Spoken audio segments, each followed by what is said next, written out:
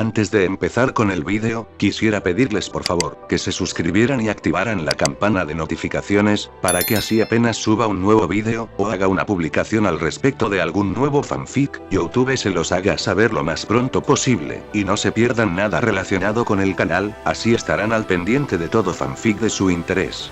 Y también, como siempre, el link del canal principal sobre fanfics de Naruto, Shiki Fujin, teorías estará en la descripción de este vídeo. Si les interesan este tipo de fanfics, ya saben dónde encontrarlos, serán bienvenidos a suscribirse.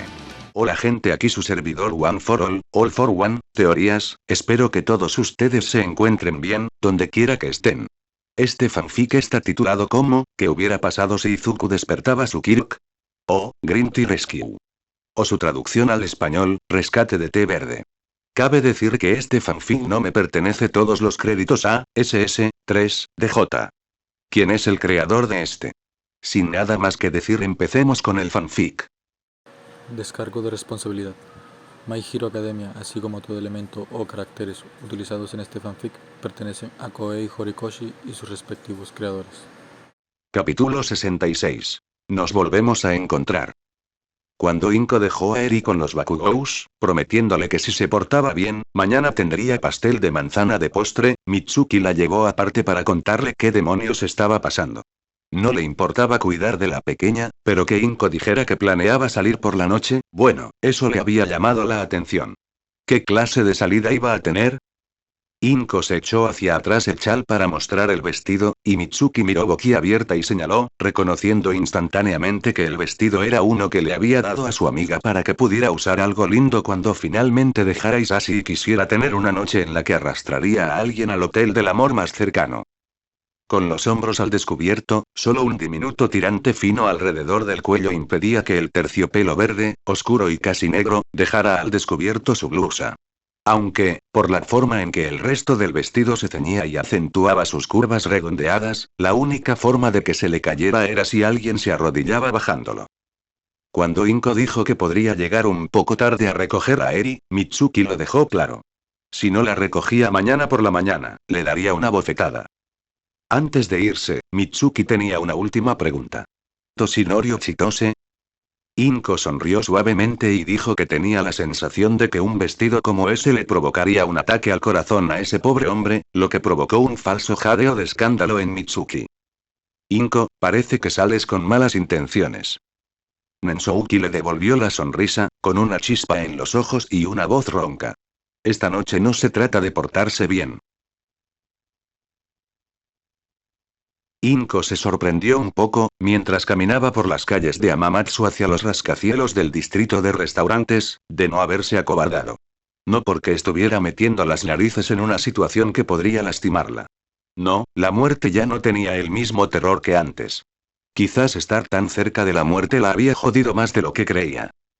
En realidad, lo sé porque vuelvo a pensar como tú, pensó Inko mientras veía a Nensouki sonriéndole con suficiencia.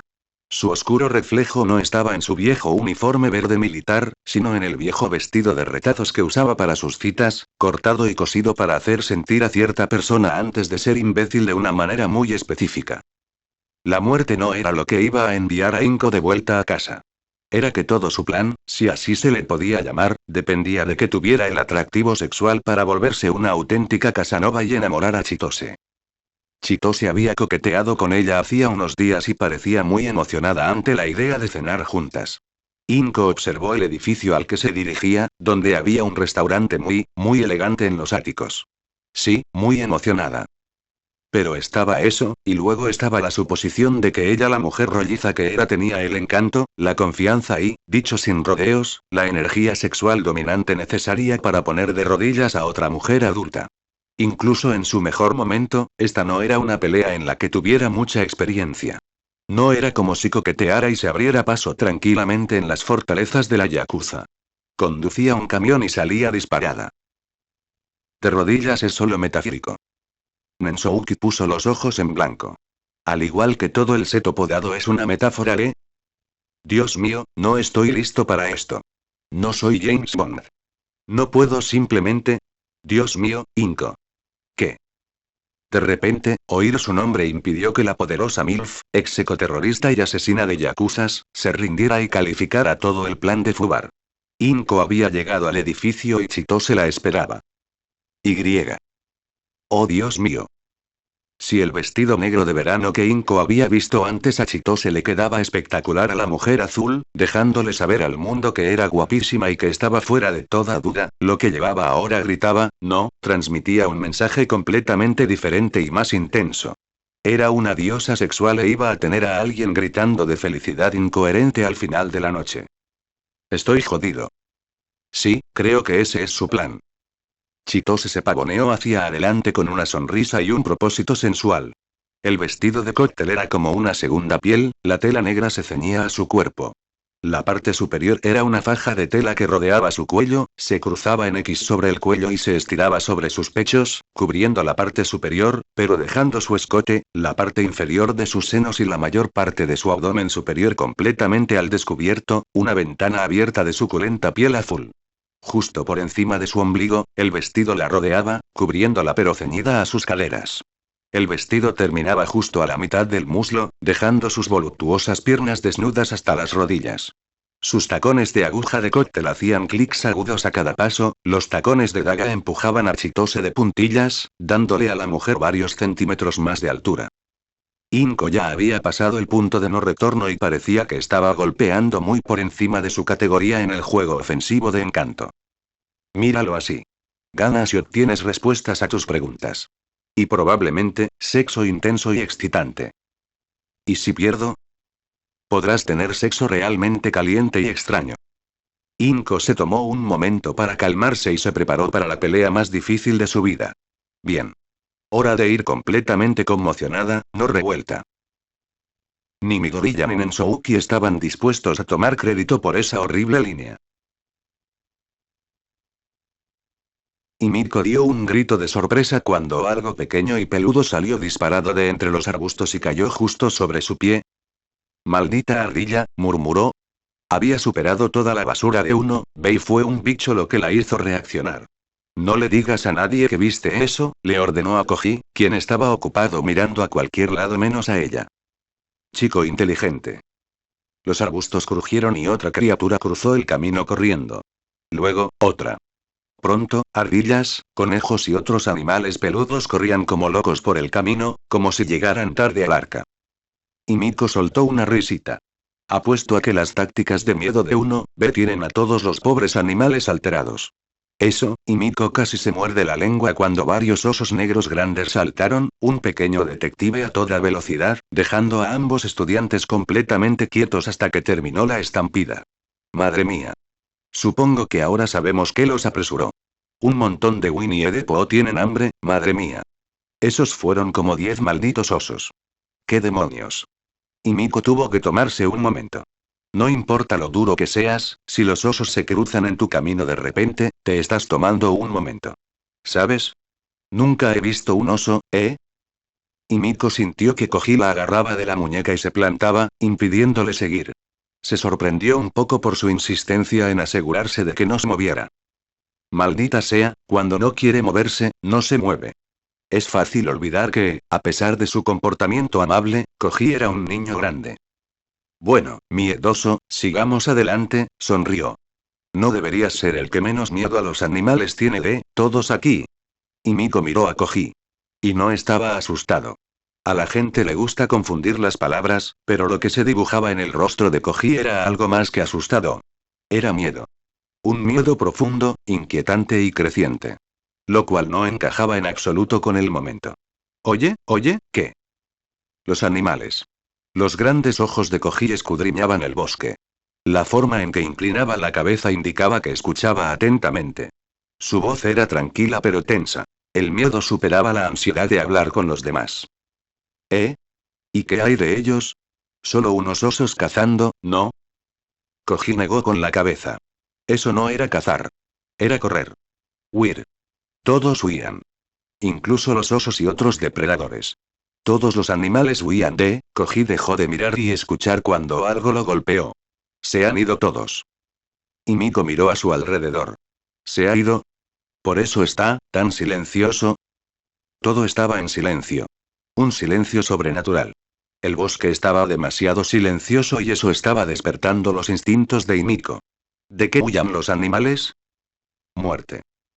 A Niboi se le permitía a Koji hablar con los animales. Darles órdenes.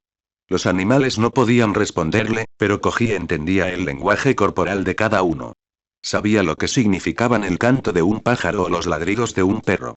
Los animales no tenían la misma comprensión del mundo que las personas, así que no podían conversar como ellas. Pero hay cosas que son universales.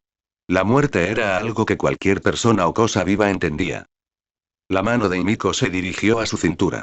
Hay algo en el bosque que hace que los animales piensen que van a morir si no salen de aquí. Koji asintió. Un destello metálico se escuchó cuando Himiko sacó de su cinturón un cuchillo que guardaba escondido para emergencias. Koji se estremeció al verlo.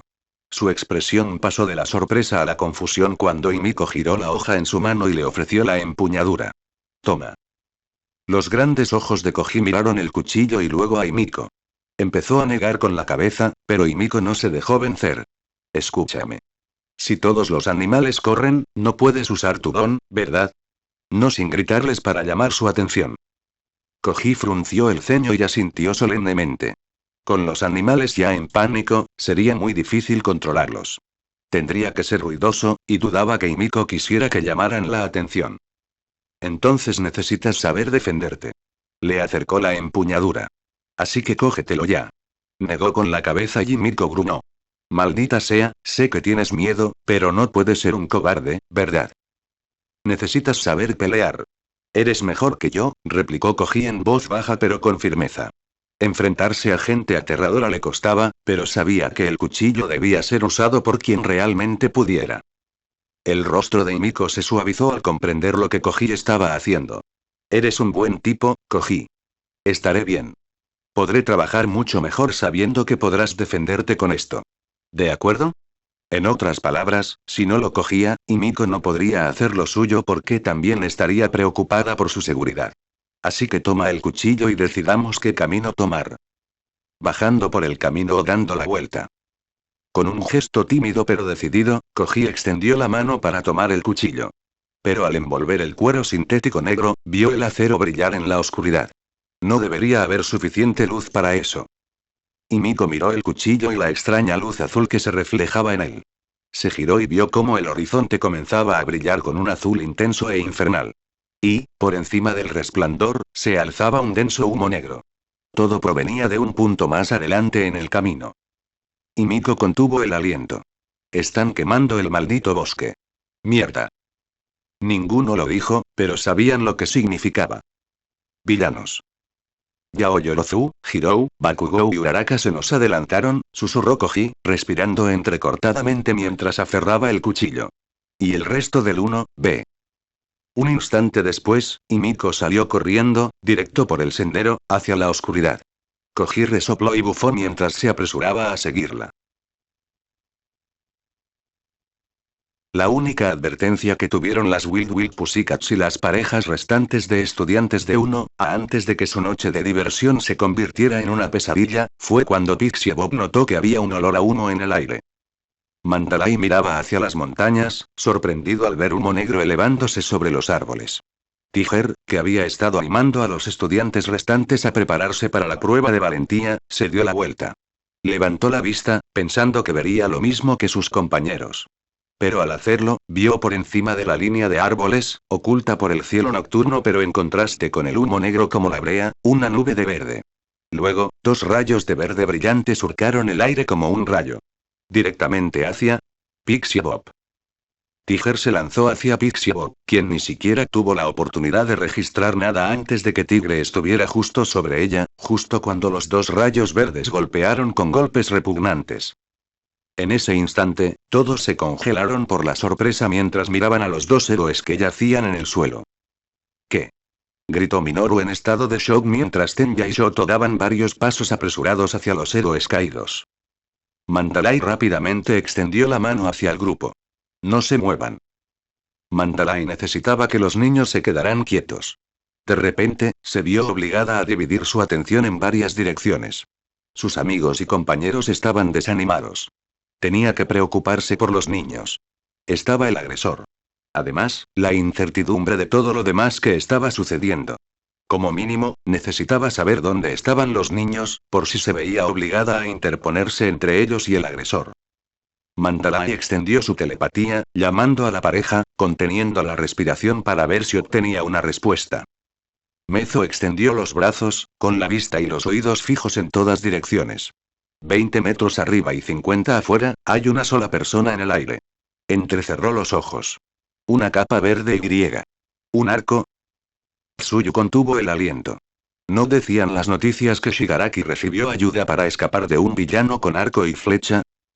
Creo que oigo a más gente en el humo. Mezo sintió un tic en los oídos, al ver de repente un punto en la sombra del bosque. 2 más justo delante de nosotros. ¡Ay, y ahí va la entrada que querías hacer! En fin. La voz tenía un tono femenino, pero también una brusquedad insensible. Maldición. Pero demonios, consiguió 2 de un solo golpe. Puede que sea una campista, pero no puede discutir los resultados, dijo una segunda voz, esta vez en voz baja, como si intentara hacer su voz más malvada. La segunda persona, un hombre lagarto, emergió primero de las sombras, con los brazos extendidos dramáticamente. Encantados de conocerlos, estudiantes de la UA. Permítanme presentarnos. Me llamo Spinner. Esta, Spinner señaló hacia el bosque, es la hermana mayor Mag. Pueden llamarla Magne. La mujer que salió llevaba una gran viga al hombro, envuelta en una tela gris claro. Por su longitud y tamaño, parecía que arrastraba una viga en I de una obra. Era ancha y musculosa, con una mandíbula cuadrada y escasamente cubierta de vello facial. Hola, queridos. Spinner entonces levantó una mano, señalando hacia el cielo oscuro. Y ya conociste a nuestro propio Robin Hood, veros. La arquera de capa verde hizo un gesto de enojo detrás de su máscara, quejándose de que sus propios compañeros de equipo estaban revelando su posición. Somos el escuadrón de acción de vanguardia de la Liga de Villanos. Y, siguiendo los principios de Stein, esta noche, lo tenemos todo. Porque sus vidas son nuestras para usarlas como mejor nos parezca. Tenya se estremeció al oír eso. ¿Stein? Un oscuro fantasma le recorrió el estómago. Más vergüenza por sus acciones pasadas. El recuerdo del odio que una vez sintió hacia quien había herido a su hermano. ¿Así que son sus seguidores? Detrás de él, Fumikage sujetaba con fuerza a Sombra Oscura. La sombra siseó, con el cuerpo enroscado como un gato furioso. Nosotros, la escuela, tomamos precauciones. ¿Cómo nos encontraron? Spinner ignoró la pregunta y se concentró en Tenya. Nos unimos a la Liga, siguiendo los pasos de Stein. A través de la Liga, perpetuaré la voluntad de Stein, incluso después de su injusto encarcelamiento. Estirándose hacia atrás, Spinner se quitó de la espalda la espada gigante que había forjado con cuchillos y otras hojas más pequeñas. Encadenada o sujeta con cinturones, la enorme arma era una herramienta desquiciada para derramar sangre. Y como uno de los muchos que cargan con el legado de Stein, sabemos quién es el culpable de su caída. Spinner levantó el arma, de modo que apuntara a la clase. Tú, 4 ojos. Y tú también, hijo del falso ídolo de Japón. Shoto frunció el ceño. Sabemos de ese loco del festival deportivo y de Midoriya. Sabemos que todos ustedes, y ese falso discípulo, fueron clave en lo que le pasó a Stein. Magne sonrió con suficiencia, apoyándose en su ar. Mírate, lo estás disfrutando, ¿eh? Siempre es un placer que por fin te escuchen. Spinner intentó no inmutarse cuando, sobre ellos, Veros flotó, de modo que todos pudieron verla. ¿Quieres dejar una huella? Deja de presumir como si fueras un comentarista y haz algo. Extendiendo la mano, sacó más flechas, y los niños eran muy conscientes de que les estaba apuntando. Si eliminas al último adulto, estos niños se dispersarán. Está tan conmocionada que no se ha movido ni un ápice.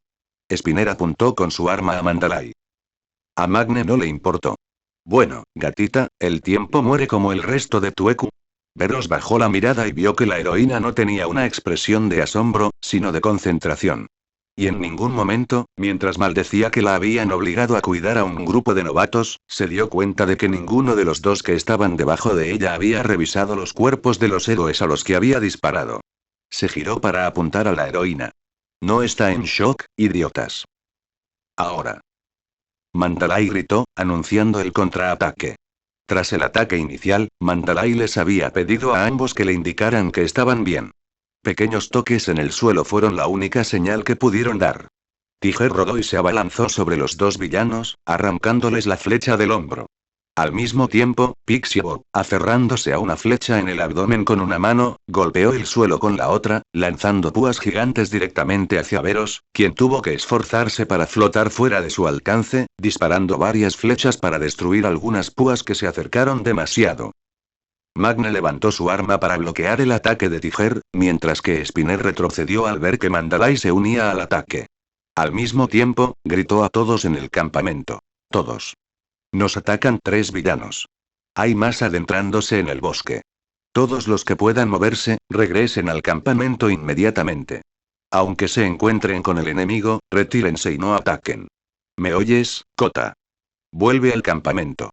Lo siento, no sé a dónde siempre te escapas, lo siento, Kota, no puedo ir a buscarte, así que tienes que volver al campamento.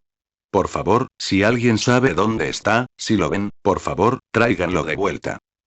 Le dio un manotazo a Spinner antes de gritarles a los niños. Eso los incluye a todos. Retírense al campamento ahora.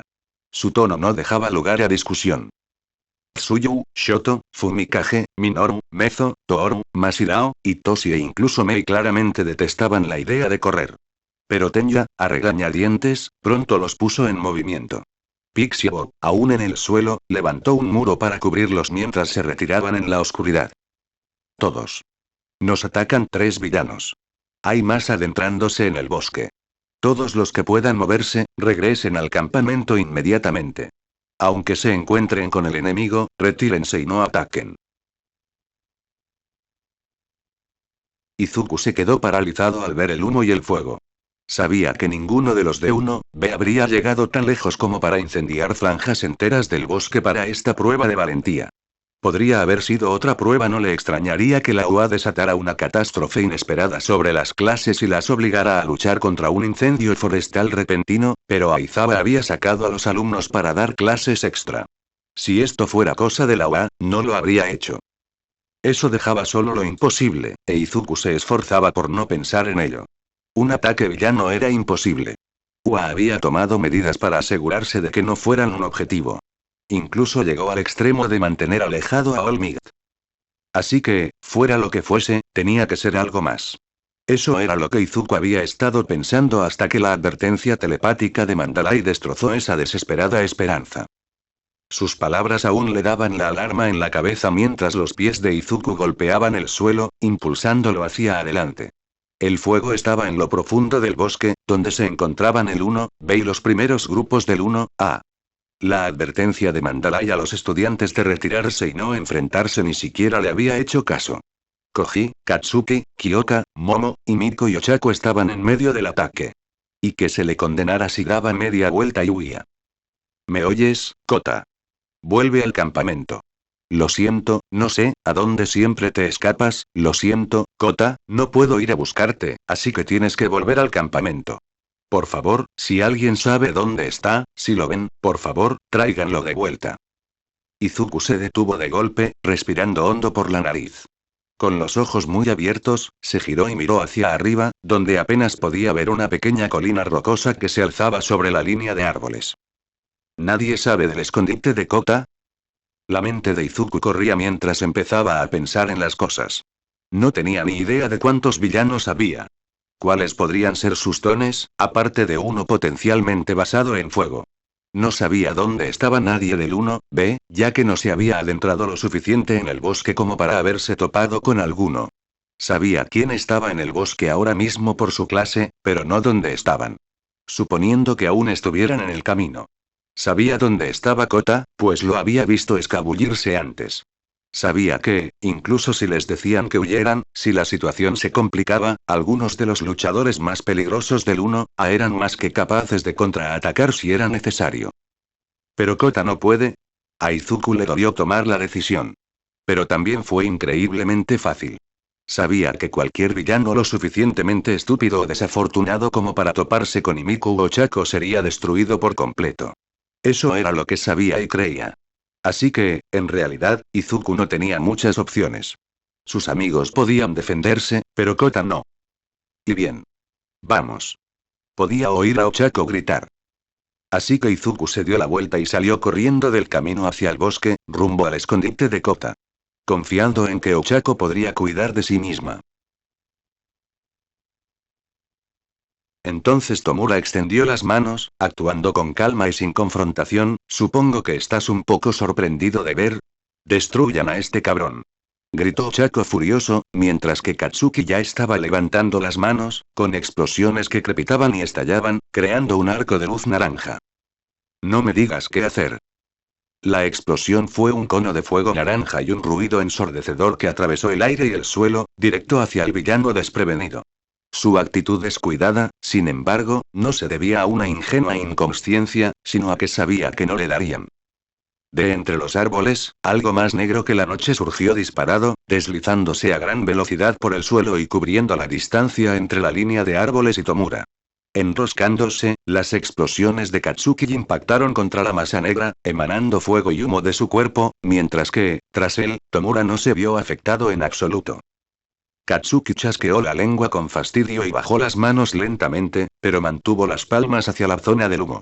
Ochako hizo una mueca de desprecio, pero se mordió la lengua, luchando contra sus instintos de gritarle a Katsuki que siguiera adelante. ¿No vas a decir nada? Katsuki podía ver el estrés grabado en el rostro de Ochako. Estoy cabreada. No estúpida. Ochako odiaba esto. Quería ver el cuerpo de Tomura destrozado, su cadáver rodando por el suelo hecho pedazos. Pero Olmig, Gunead y Mirko la habían entrenado. Cada uno le había inculcado una lección muy particular. Mantén los ojos abiertos y observa. Así que ella y Katsuki se dieron cuenta de inmediato de que su explosión no había causado ni de cerca el daño que debería.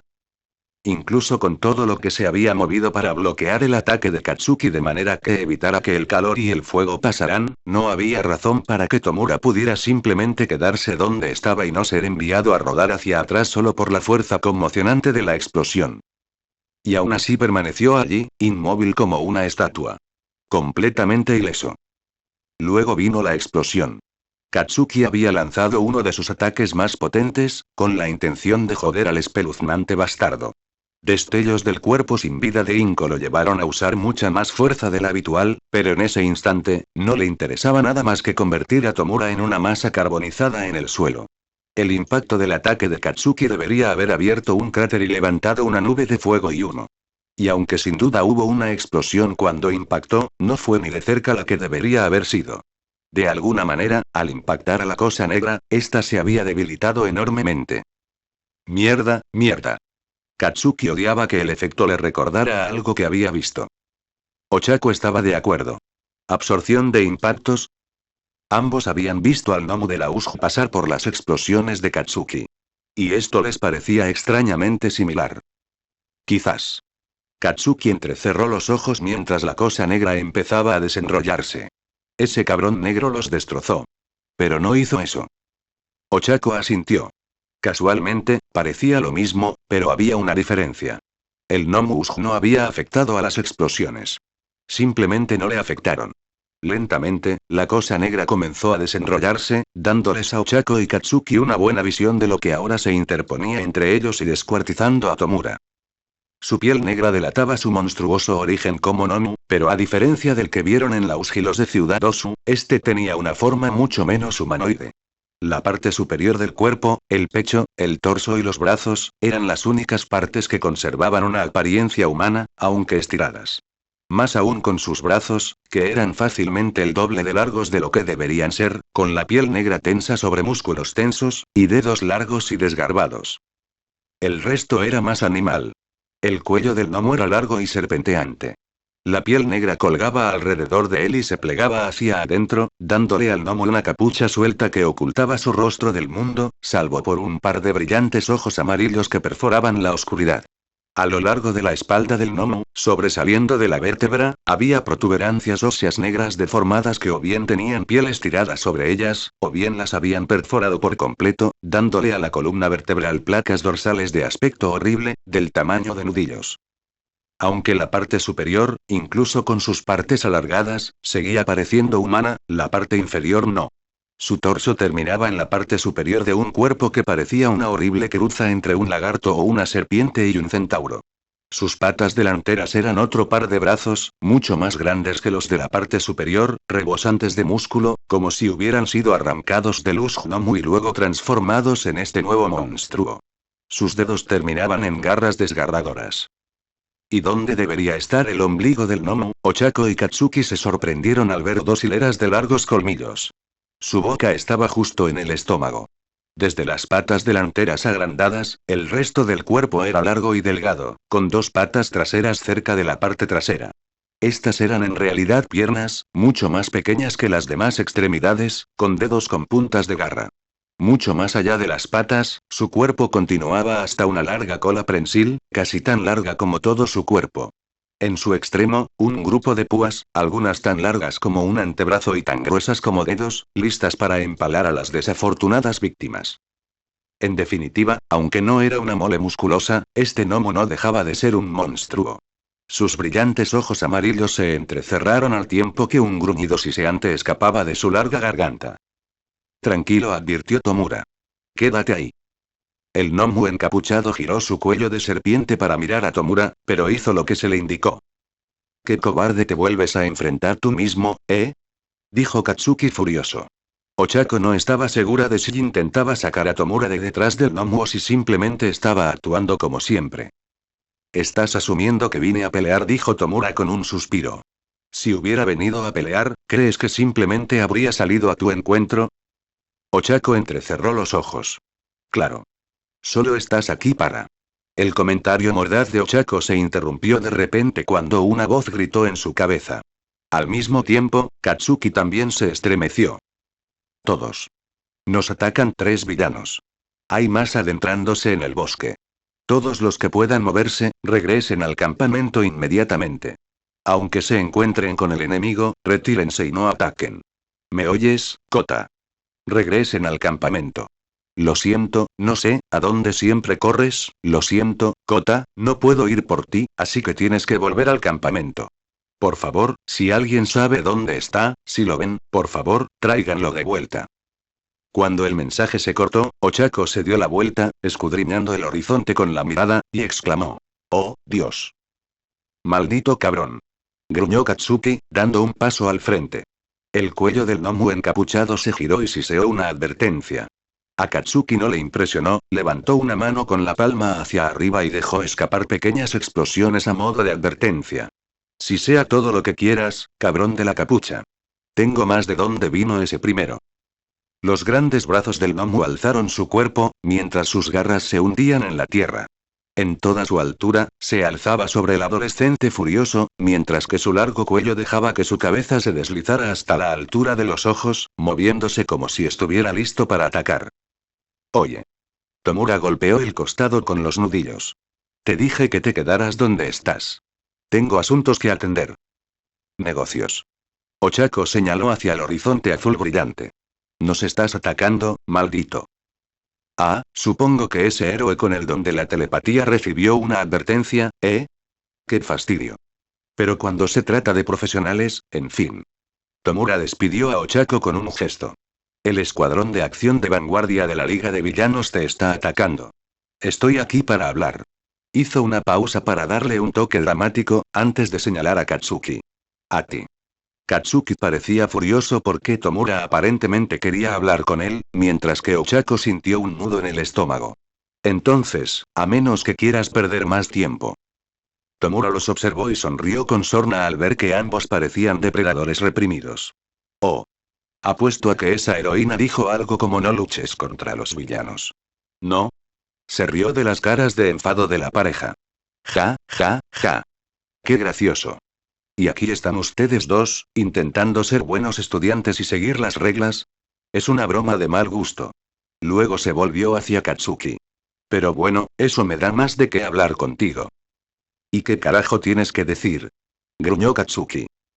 Ochako abrió mucho los ojos al girar la cabeza para mirar a Katsuki.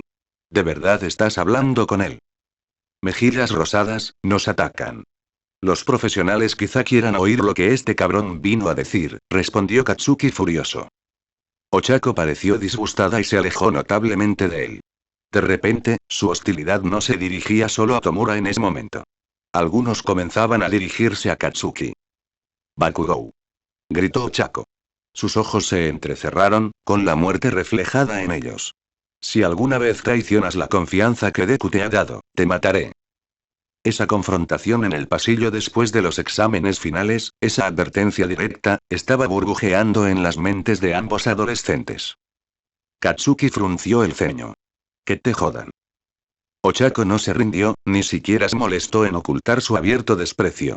¿Quieres hablar después de lo que le hizo a la mamá de Deku? En mi defensa, me siento un poco mal por todo esto, añadió Tomura con una risita ronca. De verdad. Ochako apretó los dientes mientras Katsuki parecía a punto de escupir sangre. ¿Qué? ¿Qué? ¿Qué? ¿Quieres? Tomura le tendió la mano, como si esperara que Katsuki la aceptara. Para ofrecerte la oportunidad de unirte a la Liga de Villanos. ¿Qué demonios? Katsuki no sabía si sentirse asqueado, furioso o simplemente confundido. ¿Sabes? Te he visto en acción 2 veces. En la USG, cuando te lo estabas pasando bomba destruyendo todas esas porquerías que traje, y cuando me atacaste en el centro comercial. Tomura sonrió con suficiencia. Eres de los que les encanta destruir cosas, ¿verdad? Estabas disfrutando de la oportunidad de soltarte y usar tu don. Tomura le hizo un gesto a Katsuki. Mírate. Te irritan las reglas de los héroes. Te están frenando. Pero si te unieras a la Liga de Villanos, bueno, Tomura extendió los brazos.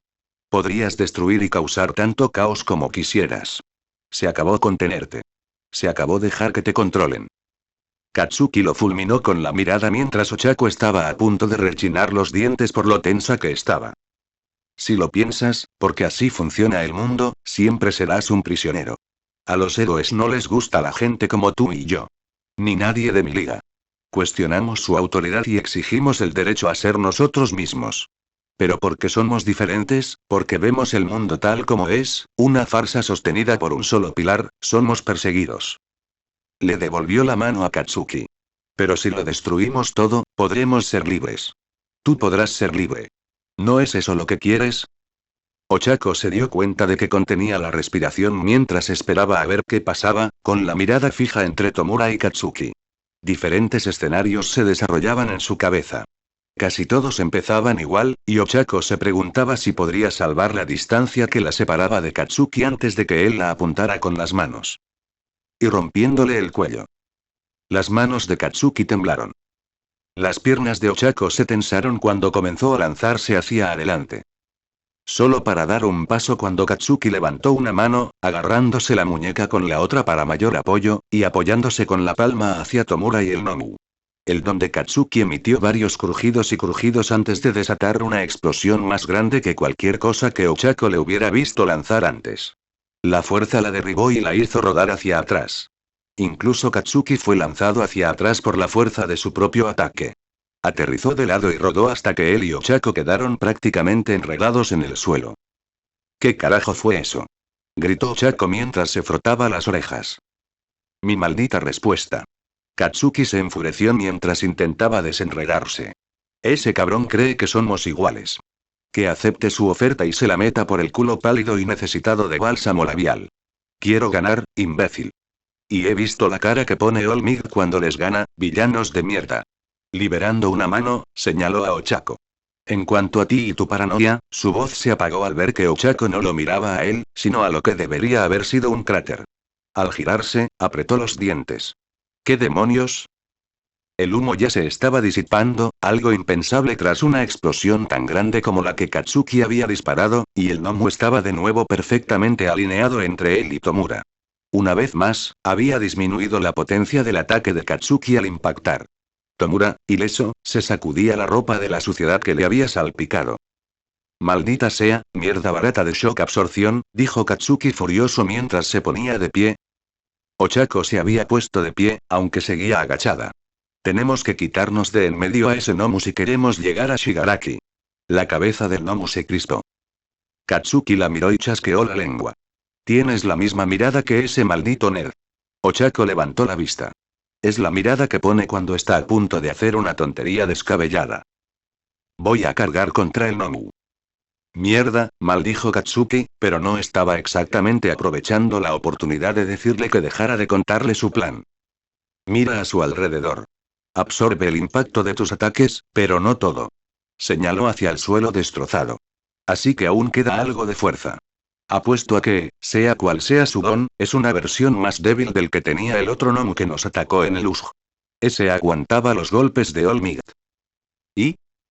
Entonces, si puedes cubrirme con fuego, puedo cargar y tocarlo. Como no parece que pueda absorber todo el impacto de tus explosiones, al perder la gravedad, deberías poder lanzarlo por los aires. Ochako miró a Katsuki. Suponiendo que puedas ser preciso con tu don y no golpearme en el proceso. Katsuki levantó las manos. Porque mandarte a volar por los aires sería lo peor que podría hacer esta noche, bien. Lo intentaremos a tu manera. Su mirada pasó del gnomo a Tomura. Pero en cuanto me quiten de en medio a ese encapuchado, haré pedazos esta porquería. Ochako gruñó. Si crees que voy a dejar que me ganes y destroces a ese bastardo yo mismo, estás loca. Pagará por lo que hizo. Ochako se preparó para la carga. La orden de Mandalay de huir fue ignorada sumariamente. Las manos de Katsuki ya empezaban a chisporrotear y crujir.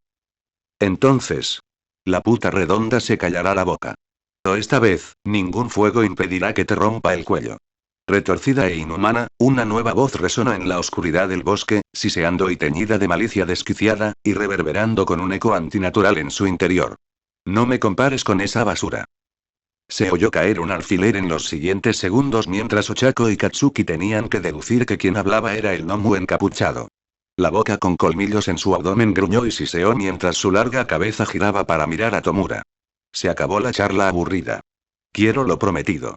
El largo cuello del gnomo encapuchado se dobló hacia atrás, moviendo la cabeza como una serpiente de presa. Dame a Bakugou. ¡Ay, hombre! Queríamos que pusieran a prueba nuestro coraje, se quejó Mina mientras apoyaba la cabeza en el escritorio. Eijiro se recostó en su silla. Parece que la meta se ha retrasado. Espera, ¿no se supone que esa es la línea de gol? Lo mismo. Neito los señaló. Aunque su clase esté tan animada, miren cuántos tienen que estar aquí. Es divertidísimo. Los miembros del Uno, lo miraron con desdén. Yuga replicó con un clásico ingenio francés. Trop du cool. Tranquilo, advirtió Mignig con un gesto discreto de la mano. Resulta que sé algo de francés. Y Monoma, deberías aprovechar este tiempo para preocuparte por ti misma, y no por uno, añadió Blatkin. Aizawa entró. En cuanto a los demás, no se quejarían si de verdad comprendieran el verdadero problema que enfrentan. Observó a sus alumnos. Ninguno parece darse cuenta de que se están quedando atrás de los demás en la clase. Y que si no corrigen su comportamiento pronto, la diferencia entre ustedes solo aumentará. Mignig se dio cuenta de que los chicos de Uno, tenían opiniones muy firmes al respecto. Estaba segura de que un par de ellos iban a quejarse. Sentir que te esfuerzas mucho y que luego te digan que no lo haces lo suficiente puede herir el ego. Probablemente por eso, mientras que las clases extra de la mañana se aceptaban con gusto, estas se recibían con muchas más quejas. Pero al menos, los niños aceptaban la situación. A regañadientes, pero aceptándola de todos modos. Todos. La repentina voz en las cabezas del grupo detuvo la sala. Aizawa se quedó paralizado mientras escribía en la pizarra enrollada, y todos los niños dejaron de encorvarse. Oh, es el telépata de Mandalay, dijo Denki mientras miraba a su alrededor. Todavía me sobresalto. Tener una voz en la cabeza es raro, rió Mina. Anta se frotó las orejas. Estaría bien si fuera bidireccional, así podría pedirle que no gritara tanto. ¿Por qué grita? Silencio, se quejó Aizawa, con su atención centrada en la voz. Nos atacan 3 villanos. Hay más adentrándose en el bosque. Todos los que puedan moverse, regresen al campamento inmediatamente. Incluso si se encuentran con el enemigo, retírense y no ataquen. ¿Me oyes, Kota? Regresen al campamento. Lo siento, no sé, ¿a dónde siempre corres? Lo siento, Kota, no puedo ir a buscarte, así que tienes que volver al campamento. Por favor, si alguien sabe dónde está, si lo ven, por favor, tráiganlo de vuelta. Fue un testimonio de su entrenamiento como héroes profesionales que Aizawa, Mignig y Blatkin no dudaran en actuar. Incluso cuando los chicos empezaron a jadear de sorpresa y el pánico empezó a crecer, Aizawa se movió. Blat, te dejo este lugar. Manténlos a salvo mientras yo protejo a los demás estudiantes. Black daba órdenes a los niños, pidiéndoles que acercaran los escritorios y las sillas a las ventanas y tapiando todo para asegurar la seguridad de la habitación. Quizás no sirviera de mucho contra un ataque, pero mantenía a los niños concentrados en hacer algo, evitando el pánico generalizado. Aizawa estaba en el pasillo, girándose para cerrar la puerta tras él, pero Mignit ya estaba allí. Ambos corrieron por el pasillo hacia la salida. Se suponía que este lugar era un secreto. Siseó Mignit, intentando averiguar qué demonios estaba pasando. ¿Cómo demonios supieron los villanos dónde estábamos? Ya nos preocuparemos del cómo y el por qué después, gruñó Aizawa. No le gustaba la línea de pensamiento que ya estaba considerando. Cuando ambos salieron corriendo del edificio, Aizawa se tomó un segundo para observar a su alrededor, y supo que esto era como volver a la USG, posiblemente incluso peor. Allí afuera, donde se suponía que su aislamiento los ayudaría a mantenerse a salvo, su mayor defensa era ahora la soga que los ahorcaría. Estaban solos, sin nadie que viniera a ayudarlos. Si no podían repeler este ataque, esto es malo. Auge. Una explosión repentina resonó entre las copas de los árboles y el ceño de Aizawa se acentuó. Sabía dónde se suponía que estaba Mandalay, y ni siquiera se había acercado a ella. Lo que significaba era ser. Abajo. Mignit se lanzó y derribó a Aizawa al suelo, justo antes de que un gran tronco de árbol volara sobre sus cabezas y se estrellara contra el edificio que tenían detrás, arrancando un gran trozo de pared y la puerta, antes de que el árbol casi completo quedara incrustado en el edificio. Ambos héroes se aseguraron rápidamente de que estuvieran bien mientras se ponía de pie. Mignit giró la cabeza rápidamente hacia el edificio donde estaban los estudiantes y exhaló al ver que el enorme objeto arrojado no había penetrado profundamente en el edificio.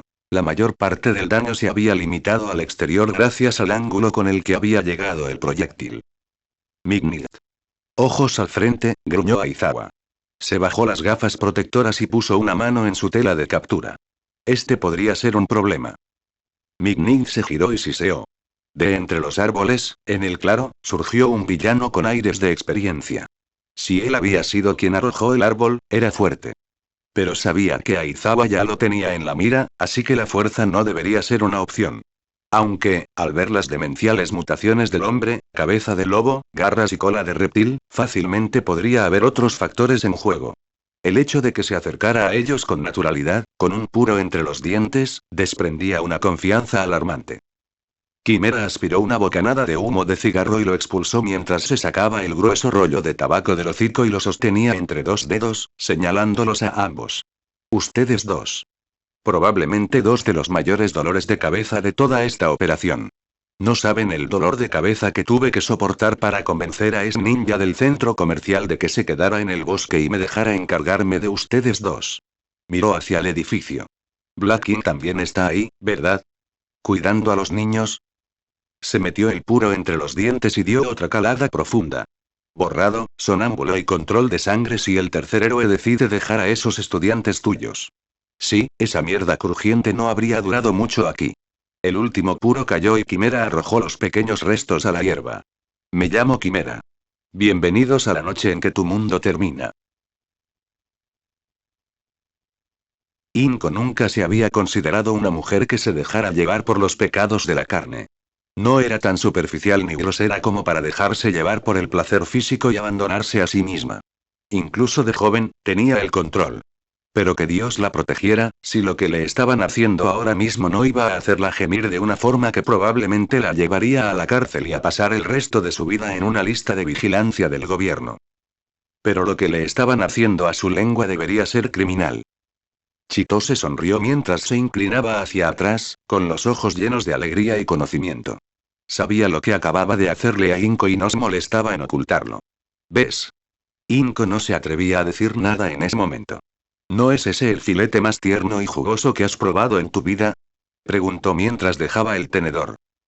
El trozo de carne, cocinado apenas después de estar poco hecho y cortado en tiras del tamaño de cerillas, casi parecía derretirse mientras bailaba en la lengua de Inko. Desde el momento en que ambos se sentaron, fue evidente que Inko había entrado en la arena de Chitose. En ese lugar, era conocida. En ese lugar, tenía poder. Con solo una mirada o un pequeño gesto de sus dedos, hacía que varios camareros se apresuraran o como fuera la versión elegante de apresurarse a traerles cualquier cosa a la mesa. Ahínco. Pan recién salido del horno y mantequillas de hierbas, probablemente de la Bretaña francesa.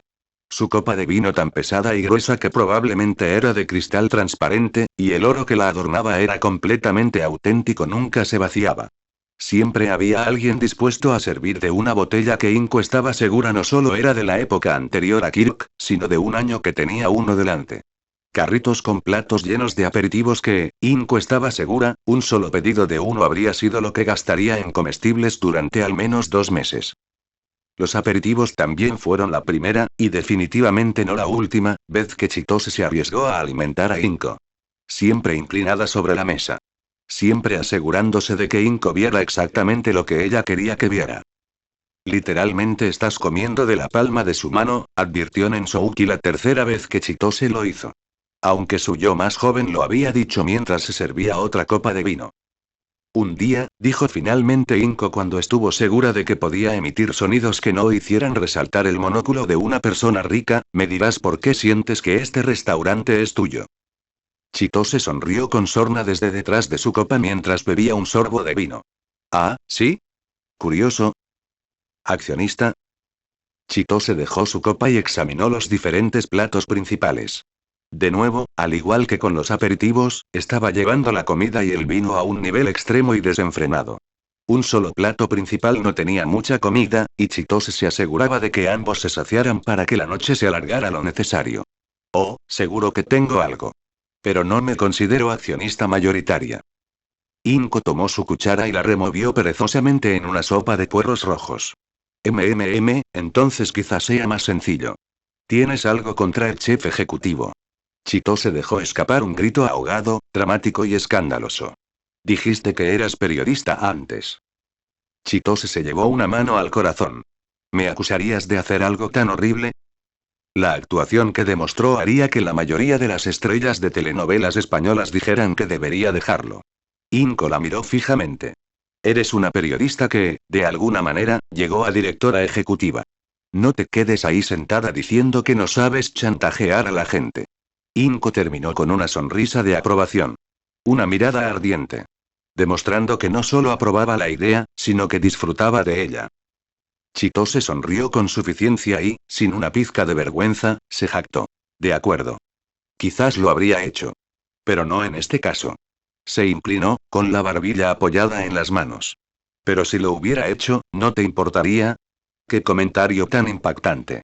Pensar que la hermosa mujer que tengo delante tiene un lado tan oscuro. Inco sonrió y, siguiendo el ejemplo de Chitose, se inclinó sobre la mesa, sosteniendo la cuchara para que Chitose probara un poco de sopa de puerro rojo. Oh, no tienes idea. Chitose no se inclinó de inmediato, e Inco intentó no perder la compostura al ver que Chitose admiraba abiertamente cómo le caían los pechos en el vestido mientras estaba inclinada sobre la mesa. Tranquila, intentó tranquilizarla Nensouki. ¿Quieres que te mire? Ese es el objetivo de tu descabellado plan. Solo está mirando, y lamiéndose los labios. Afortunadamente, Chitose finalmente tomó la cuchara que le ofrecía entre los labios. Aunque incluso ese pequeño movimiento fue realizado con tanta sensualidad que Inco temió que su nariz estuviera a punto de sangrar. Esos deliciosos labios pintados de lavanda deslizándose sobre la cuchara. La forma en que sacó la lengua para lamerla y limpiarla mientras se retiraba. Cada movimiento estaba ahí para despertar la imaginación de Inco. Bueno, ella acaba de ganar eso. Antes de que Chitose se retirara del todo, la mano que Inco había mantenido bajo la cuchara para que no goteara se alzó y recorrió con los dedos el cuello de Chitose. Al terminar, los dejó sujetar brevemente su barbilla. Pero quizá esta noche descubras lo malvada que puedo ser. El poder suele sacar lo peor de mí. Esta vez, fue el turno de Chitose de sonrojarse mientras Inco se recostaba en su silla. Parecía completamente tranquila. Interiormente, ¿de dónde coño salió eso? No sé. Mentira. ¿De dónde sacaste la idea de intentar eso? Así que conociste a Toga. Oh, mierda. Entré en pánico. Nosotros, necesitaba sumar puntos, si no, no lograríamos nada. ¿Te das cuenta de que acabas de hacerle saber a esta maldita sucubo arándano que ahora se permite tocar, verdad? Inco tragó saliva. ¿Y eso que estás sintiendo ahora mismo? Es su maldito pie deslizándose por tu pantorrilla. Felicidades, ahora puedes jugar con tus pies.